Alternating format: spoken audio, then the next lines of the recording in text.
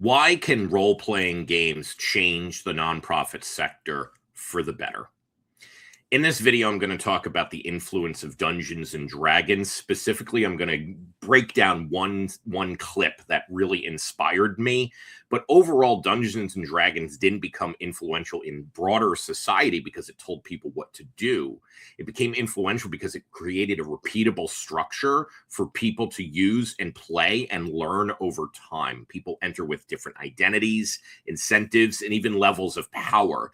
And it's a system that gives a shared language, constraints, and shared responsibilities. Over time, people don't just learn the rules, they learn how to reason together. And that's why I founded the nonprofit sector's first educational gaming studio. And I want to start with a conversational role-playing game because most leadership training is transactional. It focuses on tools, best practices, or abstract strategy. And very little of this gives a space or a place for disagreements to arise, surfacing assumptions, or testing decisions that might actually lead to a little bit of personal or organizational risk. Risk is a good thing when it is measured and understood. And D&D solved that problem years ago.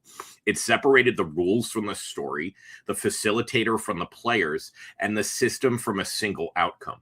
So what I want to do is show you one of the most influential clips that I've seen to lead to the creation of the Generosity Roundtable. So let's watch this, and we'll break it down a little bit on why I think this is so illustrative of where role-playing games can get anybody immediately locked in. So I'm going to break down this clip. This is something from Real Ones with Jon Bernthal. You may know him from The Walking Dead. We're going to see Debora Ann Woll, who plays Karen Page on Daredevil and Punisher. And so she is also a prolific dungeon master. And I want you to see just how she got this very skeptical man to immediately get into role-playing. But like, God damn. You want to play D&D? I mean, I'll try. I mean, what do you think? No, I'd like be able to do literally right now. Sure. All right. So let's see. You've got a bow strapped to your back, a sword and a dagger at your hilt, right? So you're walking through the woods. It's dark. It's at night. Almost no moonlight is coming through. You hear a crack off in the distance. Something large stepped on the branch. What would you do? First thing, how far away is the crack? Give me a perception check. So what I love about this automatically is she says, do you want to play D&D? And he thinks it's a thing that they need to set up, that there's a bunch of dice. And at the end of the day, it is a collaborative storytelling device. That is kind of the influential jump that the folks did back in the 70s when they created this game, right? It was so interesting to not just take these larger things, but to then allow people to step into a role that is unlike anything that they are experiencing in their own lives. And so when she's like, do you want to play right now? It kind of starts to make him go, wow, I can do it right here. So let's keep watching. But even automatically, what I love that Jon does is he starts asking questions. And I think that is the key to any good role-playing game, is being curious. Roll dice and we'd see how perceptive you are. Let's say you roll a 13. Okay. And you're pretty perceptive. So you have a +3 to that. That's 16. So I know, okay, 16, that's pretty perceptive. You think it's about 20 feet away. Okay. It's about 20 feet away. I think I'd take out my bow first. So you take a bow, you're readied, you're aimed, you're looking. Right at where the spot's coming. Yeah. Okay. Slowly creeping towards you, suddenly into view, a little bit of eye shine in the darkness. You see an owl bear. This is a 10, 15 foot tall monster. It looks like an owl, but it has the body of a bear. It opens its beak and squawks at you. What do you do?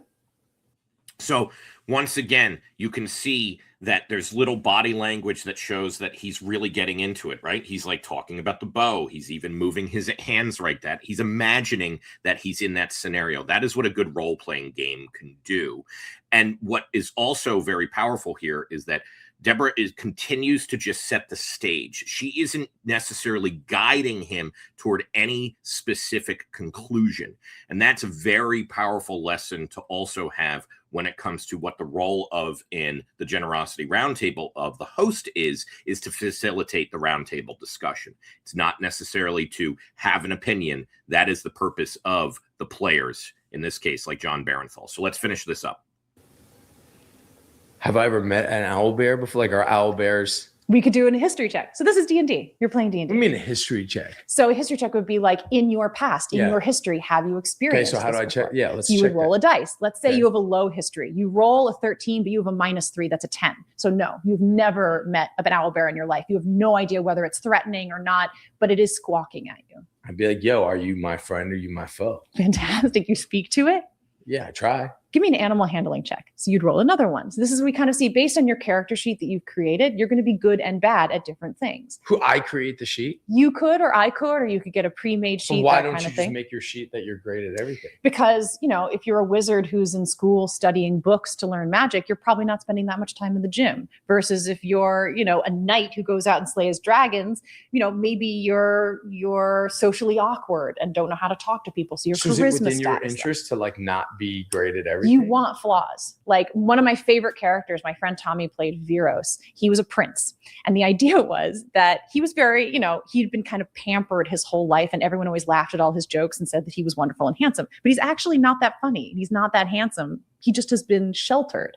So when he got out in the world and started investigating, he thinks that he's this charming, suave individual, but his stats, his like literal charisma stats are very low. So he would fail constantly. And part of his story throughout the campaign was him learning that he wasn't as charming as he thought he was. So I love that. And I think that's a critical thing, especially for nonprofit leaders, is that flaws are part of the game.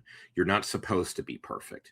When you're creating a practice field, when you're trying to learn with each other, it is okay to not know everything, to not be confident about everything, to take some risks when it comes to the things that you're thinking about and trying. And so as we explore in this series what the mechanics actually start to mean, and I'm actually going to start to kick off a new series inspired by different scenarios that the game can tackle, this is what we're going to lean into. But I want to thank Jon Bernthal, Debora Ann Woll, and the creators of Dungeons and Dragons for really inspiring what I think is going to be a very powerful tool for the nonprofit sector.